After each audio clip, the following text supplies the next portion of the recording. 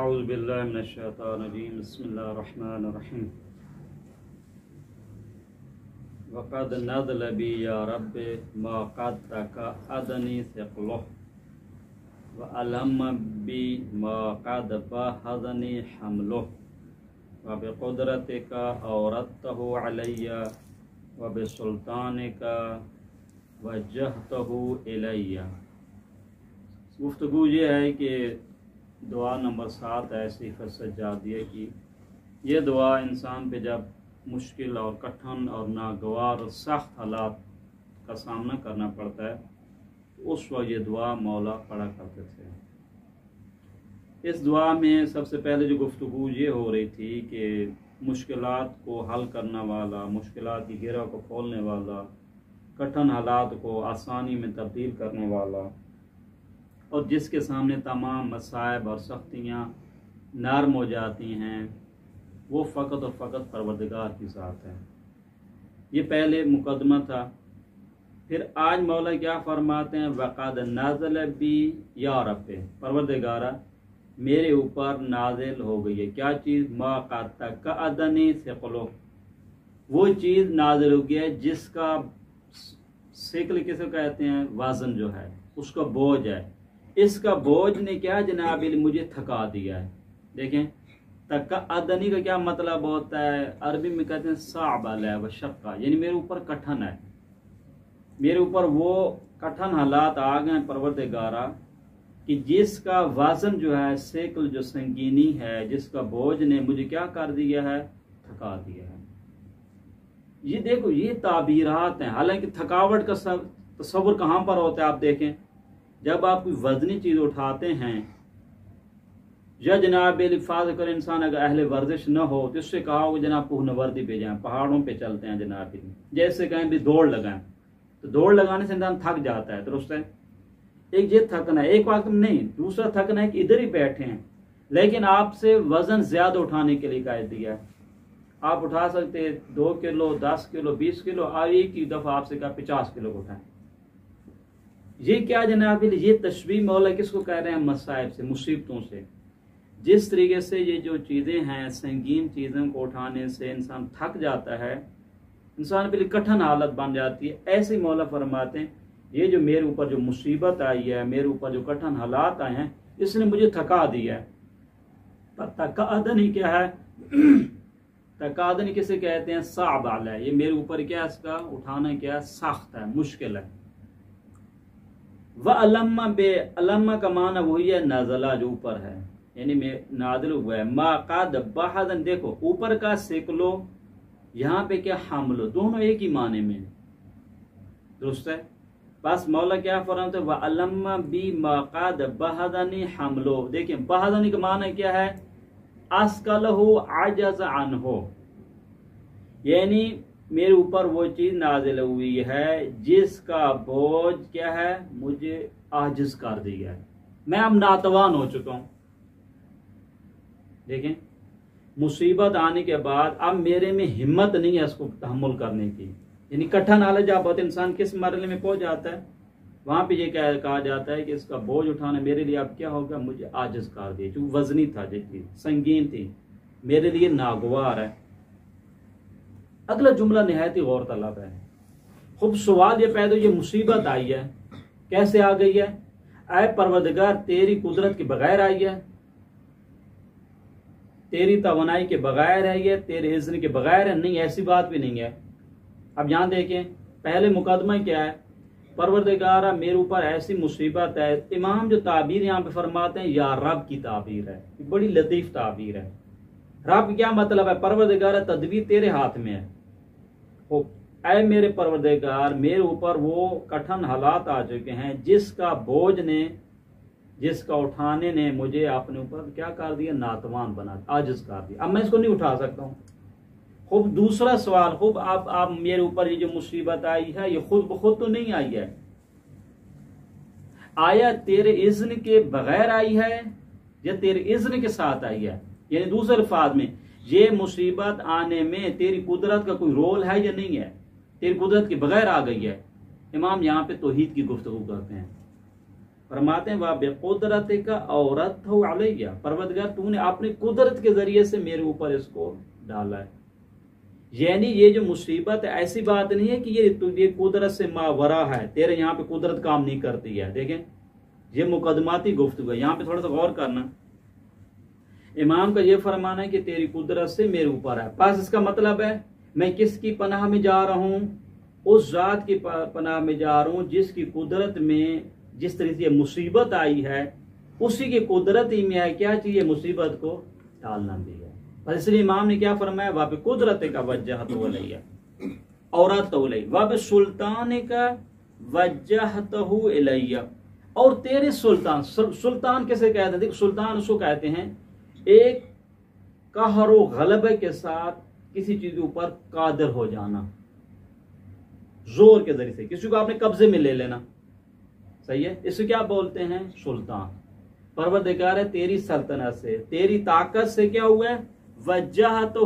تو نے متوجہ کیا اس مصیبت کو الیہ میری جانب. اب یہاں پہ ایک نہایت ہی علمی گفتگو ہے، وہ قرآنی گفتگو ہے. دیکھیں سورہ تغابن کی جو آیات ہیں، آیت نمبر 11 بڑی لطیف تعبیر ہے.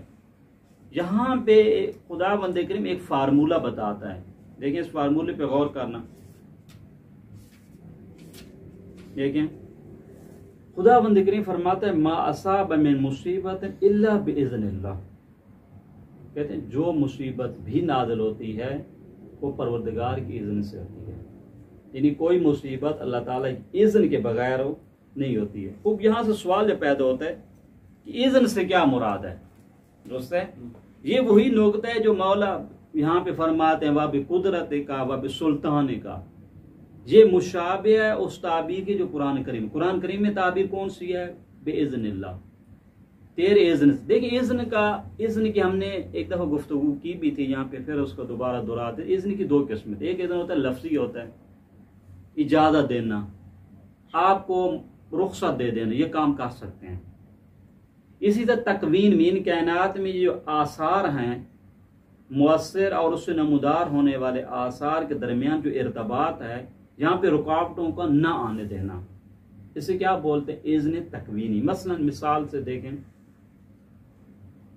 آگ کا کام ہے جلانا، درست ہے. آگ کب جلاتی ہے؟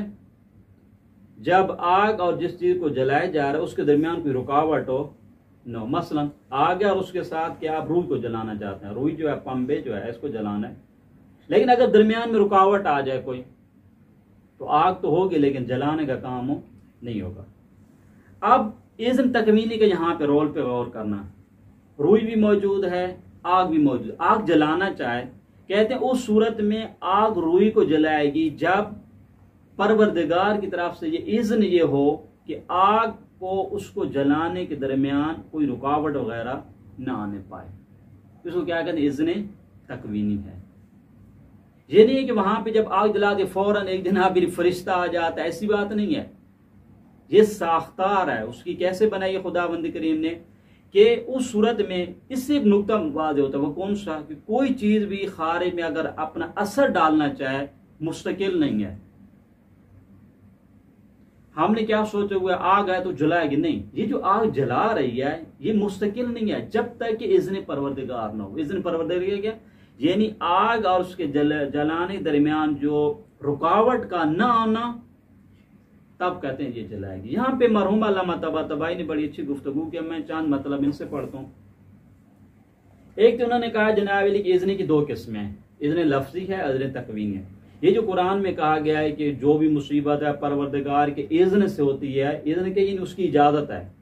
اجازت یہ مطلب نہیں ہے خدا بند کے مثلا ابھی آگ جلانا چاہیں، خدا کہتے ہیں میں آپ کو اجازت دیتا ہوں کہ آپ جلا سکتی ہو.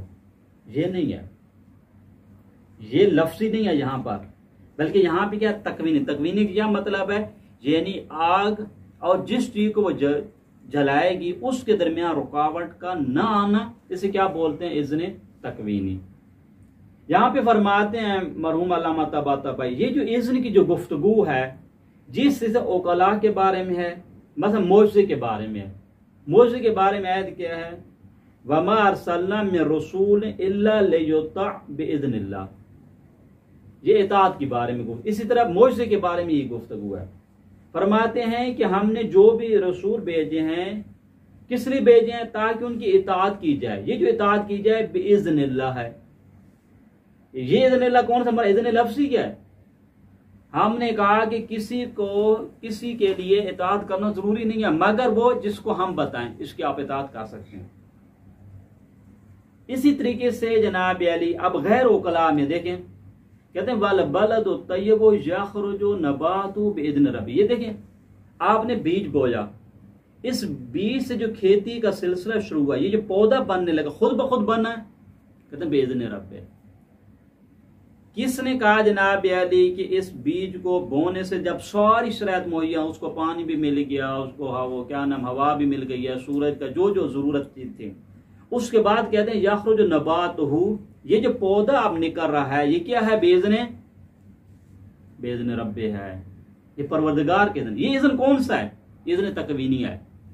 خود بخود ایسی بات نہیں کہ آپ کہیں کہ آپ نے خود بخود یہ نکل، خود بخود والا سلسلہ نہیں ہے. خود بخود جو ہے آگ جو ہے کسی چیز کو جلاتی نہیں ہے. یعنی اس کا مطلب یہ ہوا ہے کہ ایک اور یہاں پہ قرآنی فرہنگ کے مطابق مطلب ملتا ہے کہ کوئی چیز بھی لاشعور اور بے شعور ہو نہیں ہے.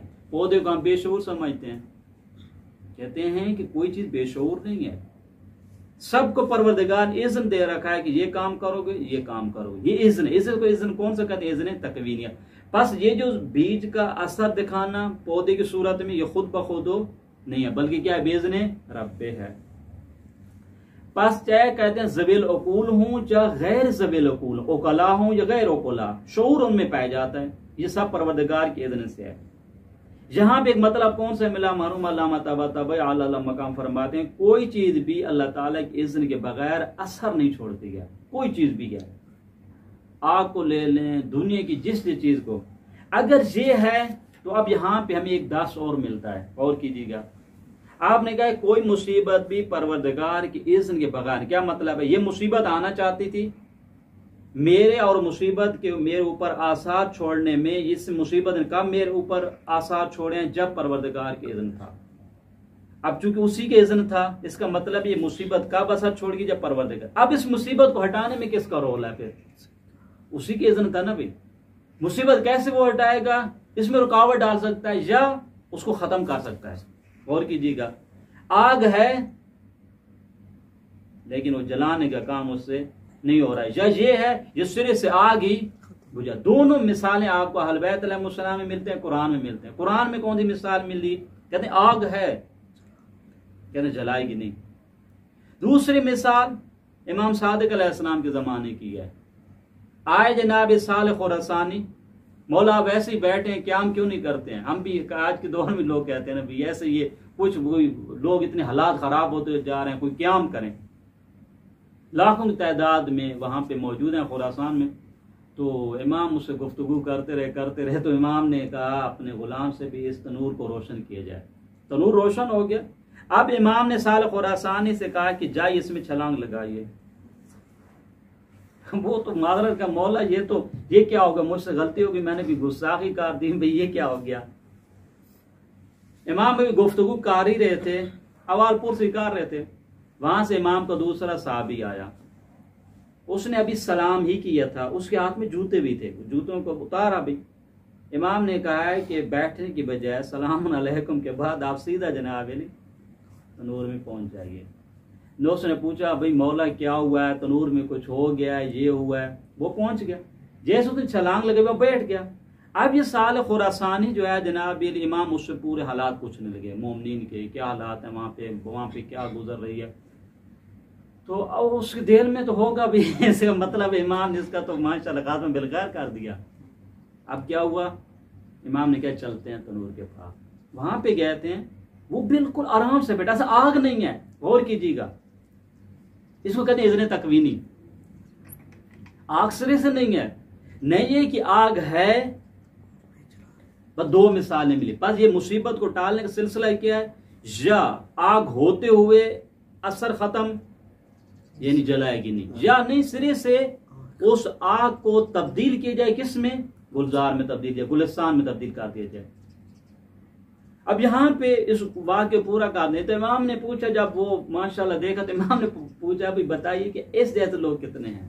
آپ جو کہتے ہیں کہ لاکھوں میں تعداد میں، اس نے کہا حقیقت پوچھی مولا کہ جیسا کوئی بھی نہیں ہے۔ تو یہ کیا مطلب ہے؟ یہاں پہ غور کیجیے گا، یہ اس کا معرفت کا مرحلہ ہوتا ہے۔ معرفت کون سی ہے کہ آیا آپ کو اتنا اعتماد ہے اپنی حجت پر کہ اس کے کیے گئے افعال پر کہ اس کا کوئی فعل بھی بغیر حکمت کے نہیں ہوگا۔ اب یہاں پہ کیا ہے، مرحوم علامہ طباطبائی کیا فرماتے، کہتے ہیں اذن کی دو قسم ہوئی، لفظی اور تکوینی۔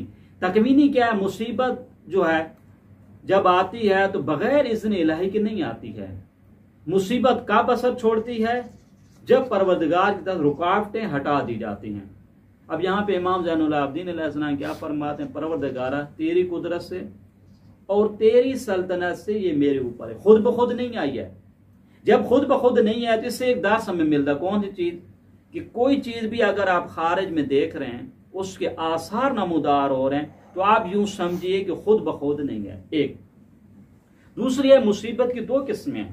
ایک مصیبت ہے آپ کے اختیار میں نہیں ہے، جیسے یوں سمجھ مثال دے سکتے ہیں، زلزلہ آ گیا، سیلاب آ گیا، یہ ایک مصیبت نہیں ہے، آپ کے اختیار میں ہے کہ کوئی آپ پہ ظلم کرنا چاہتا ہے۔ تو دونوں کا ریئیکشن میں فرق ہے۔ ایک کا ریئیکشن کیا جناب علی، نہیں وہاں پہ آپ کو توکل کرنا ہے، توسل کرنا ہے، وہاں پہ ایک الگ گفتگو ہے۔ لیکن جو ظلم سے ہوا ہے، آپ کی ناموس پہ کوئی حملہ کرنا چاہتا ہے، یہ مصیبت آ رہی ہے، کہتے یہاں پہ آپ کو خاموش نہیں رہنا۔ تو اس میں مکسنگ نہ ہو جائے جناب علی، جب بھی مصیبت ہے یہ لوگ کیا کہتے ہیں، انا للہ و انا الیہ، ہم تو بیٹھے ہیں انتظار میں کوئی آئے گا امام زمان السلام۔ نہیں، یہ نہیں ہے بات۔ اور مصیبت کی دو قسمیں، ایک مصیبت کا غیر اختیاری ہے، ایک اختیاری ہے۔ غیر اختیاری میں وہ اس کا الگ نظام ہے، لیکن جو اختیاری ہے، جیسے کوئی ظلم و بربریت کرتا ہے، یہ کرتا ہے، تو آپ کو وہاں پہ ایکشن لینا چاہیے۔ یا دوسرے الفاظ میں، اس کو دوسرے انداز میں آپ دیکھنا چاہیں، کچھ ایسی مصیبتیں ہیں جو ہمارے اپنے اعمال کا نتیجہ ہے۔ ہم نے اصلا جناب علی صحت و حفظان صحت کے اصولوں پہ عمل ہی نہیں کیا، جیسا ابھی کورونا ہے۔ ہم جناب علی اس فضا میں جاتے ہیں جہاں پہ کورونا وائرس ماشاءاللہ مزے کی زندگی گزار رہے ہیں، دیکھیے بھائی یہ تو آپ کی ہوگی، جب احتیاط نہیں کرو گے تو یہ ہوگا۔ تو اس مصیبت سے کیسے بچنا ہے بھائی، اس کا یہی ہے۔ اب یہ کورونا کیسے مؤثر ہوتا ہے، غور کیجیے گا۔ یہ کورونا جو ہے کب مؤثر ہوتا ہے؟ جب کورونا اور اس کے آثار کے درمیان رکاوٹوں کا نہ آنا۔ آپ نے کہا اس کی قوت مدافعت بڑی ماشاءاللہ اچھی تھی، بھائی فضل قوت مدافعت کا رول ہے؟ نہیں، اذن تکوینی ہے۔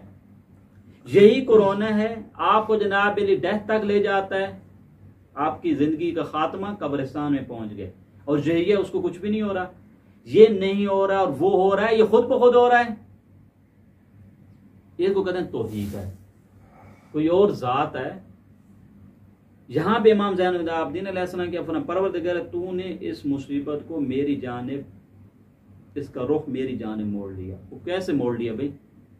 یعنی جب آ رہی تھی تو خود بخود مصیبت آ گئی؟ نہیں، اس مصیبت کا اور اس سے نمودار ہونے آثار کا رکاوٹوں کو ہٹا۔ یہ اذن تکوینی کے فارمولہ ذہن، اذن تکوینی کسے کہتے ہیں؟ وہ جو چیز بھی اثر اگر چھوڑنا چاہے اور اس کے آثار رکاوٹوں کو نہ آنے دینا، یا اگر رکاوٹیں ہیں ان کو ہٹا دینا۔ اب اس کو مصیبت کو ختم کرنے کا علاج کیا ہے؟ ہم وہ کام کریں جن کی وجہ سے یہ رکاوٹیں بن سکتی تھیں، کیوں جنہوں رکاوٹوں کو ہٹا دیا گیا، اب رکاوٹیں ڈالی جائیں۔ ایسے ہی ہے، زلزلہ سیلاب آ رہا ہے تو آپ رکاوٹیں ڈال دیں، کون سی؟ تاکہ پانی ادھر نہ آنے پائے۔ خدائی نظام کیا ہے؟ کہتے ہیں ہم رکاوٹ جو ہے آپ ہٹا دیتے ہیں۔ کیا مطلب ہے؟ پانی ہے، آپ نے اوپر سے بلڈنگ بنائی ہوئی ہے، پانی کا رخ کدھر ہوگا؟ اوپر سے نہیں ہوگا، پانی کا رخ کدھر سے ہوگا؟ نیچے سے جائے گا۔ آپ مزے جناب علی کریں، کئی قوموں پہ ایک عذاب اسی طریقے سے ہوا، تو اللہ تعالیٰ کی نعمتوں کو شکر ادا نہیں کرتے تھے، خدا مند کریم اسی نعمت کس میں تبدیل کر دیا؟ نقمت میں تبدیل کر دیا۔ بس یہ ذہن میں رکھیں، کوئی چیز بھی کائنات میں خود بخود نہیں ہے، یہ فارمولہ ہے جس کو علمی زبان میں کہتے ہیں اتفاق۔ جیسے ہم کہتے ہیں اتفاقاً ایسے ہوگا، بھی اتفاق والا سسٹم نہیں ہے یہاں پر۔ علمی زبان میں کیا کہتے ہیں؟ صدفتاً، خود بخود ہم بیٹھے تھے، اچانک نبی اچانک ہو گیا، صدفتن ہو گیا، اتفاق ہو گیا. جیسے آپ یوں سمجھے آگا مسلم گھر سے نکلے، مدرسے سے نکلے تو آپ نے دیکھا کہ آگے جناب نے دوست ملے گا. ان کا ماشاء اللہ اصل کیسے اتفاق ہوا، اصل میرے ذہن میں بھی نہیں تھا ابھی. یہ خود بخود والا سلسلہ نہیں ہے. اس کو کیا بولتے ہیں؟ یہ جو آثار ہیں، جس چیز کے بھی خارج میں آپ کو آثار نمودار ہوں. زمین پھٹتی ہے بیج کی صورت میں، پودے کی صورت میں بہر آتی ہے. آپ نے جناب علی دیکھا ہے کہ وہاں سے زلزلہ آیا، کیسے زمین کے اندر جولان آیا، حرکت آئی ہے. یہ کیسے آ رہی ہے بھائی؟ یہ زلزلے ہیں، مصیبتیں ہیں، آفات ہیں، جتنی ہیں سب کچھ کہتے ہیں پروردگار کی اذن سے ہیں. حتیٰ کہ مجھے یہ دیکھیے، اس چاقو کا چلنا کس چیز پر ہو، انسان پر، کسی سبزی پر، کسی فروٹ پر، یہ بھی کیسے چلتا ہے بھائی؟ کہتے ہیں اگر رکاوٹ نہ ہو تب یہ چلے گا. ایک وقت میں چاقو تیز ہے، فروٹ بھی آگے سے نرم ہے کہ وہ سخت بھی نہیں ہے، درست ہے، کوئی وہ اخروٹ نہیں ہے کہ اس کو آپ نے کاٹنا ہے. آرام سے سیب ہے، کیلا ہے، آم ہے، چاقو بھی ہے. کہتے ہیں چاقو تیز بھی ہے. آپ یہ نہ سوچیں کہ چاقو نے کاٹ دیا. توحیدی فکر کیا ہے؟ متوجہ رہنا چاہیے اس چاقو کو کاٹنا اور اس کے کٹنے کے درمیان ایک اور ساتھ ہے جس نے رکاوٹوں کو ہٹا دی. اسے کہتے ہیں اذن تکوینی. پتہ تمام مصیبتیں کیسے ہیں؟ کہتے ہیں جتنی مصیبتیں آتی ہیں، امام زین العابدین علیہ السلام کیا فرماتے ہیں؟ پروردگاری تیری قدرت، یعنی تیری قدرت کے اوپر کوئی اور قدرت نہیں ہے. اگر میرے اوپر یہ مصیبت آئی ہے تو تیری قدرت سے. جب تیری قدرت سے ہے، اب کل کی انشاءاللہ گفتگو میں آئے گا، جب تیری قدرت سے ہے یعنی یہ تیری قدرت سے، یہ بھی خارج ہو نہیں ہے. ساری چیزیں اللہ تعالیٰ کی قدرت کے محتاط ہیں. جب محتاط ہیں تو کس کے پاس جانا چاہیے؟ اسی کے پاس آنا چاہیے، جانا چاہیے. کون سی ذات ہے؟ پروردگار کی ذات. اگر وہی اللہ تعالیٰ، اب یہاں پہ غور کرنا، وہی پروردگار جس کے قبضے قدرت میں ساری چیزیں ہیں، اگر وہی خدا چاہے کہ یہ کام میں اپنے ولی اور ایک عبد صالح کے ہاتھوں کرنا چاہتا ہوں، صحیح ہے. حضرت آصف برفی کے قصے پہ غور کرنا، یہ حضرت سلیمان نبی خدا سے بھی کروا سکتے تھے کام. بھئی موت کا، روح کا قبض کرنا قرآن کی آیات میں کیا خدا ہے؟ یہ فرشتے پھر کیا کرتے ہیں بھئی؟ خدا ہے. وہی کام، توفی کا کام کس کے ہاتھوں سے کراتا ہے؟ فرشتوں کے ہاتھوں سے کراتا ہے. بس یہ جو درس توحید ہے، توحید کا درس کیا ہے؟ آپ یہ نہ سوچیں جناب علی کہ آگ نے اثر چھوڑا ہے. آپ یہ نہ سمجھیں کہ ولی نے یہاں پہ ایک اثر چھوڑا ہے. اس ولی کے آثار نمودار ہونے میں ایک اور قدرت ہے. وہ کون سی؟ پروردگار کی ہے. جب تک وہ قدرت نہیں ہوگی اس سے یہ آثار نمودار نہیں ہوں گے. اسی کو علمی زبان میں کیا کہتے ہیں کہ ولی اور عبد صالح سے نمودار والے میں جو آثار ہیں، یہ آثار کے نمودار ہونے میں مستقل ہو نہیں ہے. جتنی بھی چیزیں ہیں، کوئی چیز بھی اگر آثار چھوڑتی ہے وہ مستقل نہیں ہے. اسے ہم کہتے ہیں اذن تکوینی. صلی اللہ علی محمد و آلہ الطیبین الطاہرین.